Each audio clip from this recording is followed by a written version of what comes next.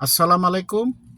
আজকে আমরা আলোচনা করব নো ইনকামে বাড়ি কিনতে গেলে বা সম্পত্তি কিনতে গেলে কী ধরনের সমস্যা হতে পারে। নাম্বার ওয়ান, প্রথমেই সমস্যাটা আসবে, ইন্টারেস্ট রেটটা থাকবে হাই, অনেক হাই। দ্বিতীয় সমস্যাটা হচ্ছে ডাউন পেমেন্টের পরিমাণ অনেক বেশি। রেগুলারলি আপনার 15% to 20% দিলে অনেক সময় কাজ হয়, কিন্তু এখানে স্টার্টিংটা হবে 30% থেকে। তো 30% থেকে 40%, অনেক সময় আবার 50%ও লাগবে ডাউন পেমেন্ট। তো এই দুইটা জিনিস সবসময় নো ইনকামে একটা সমস্যা আসবে। আর নো ইনকামের অন্য সমস্যাগুলো তেমন একটা বৃহৎ কিছু না, কিন্তু এই দুইটা ইম্পর্ট্যান্ট সমস্যা, তাই শুধুমাত্র এই দুটা ইম্পর্ট্যান্ট সমস্যার কথাটাই এখানে আলোচনা করলাম।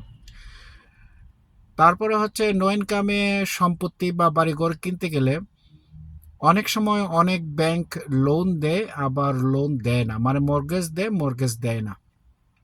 এরকমভাবে দেখা যায় যে 3-4টা কোম্পানির কাছে আবেদন করতে হয়।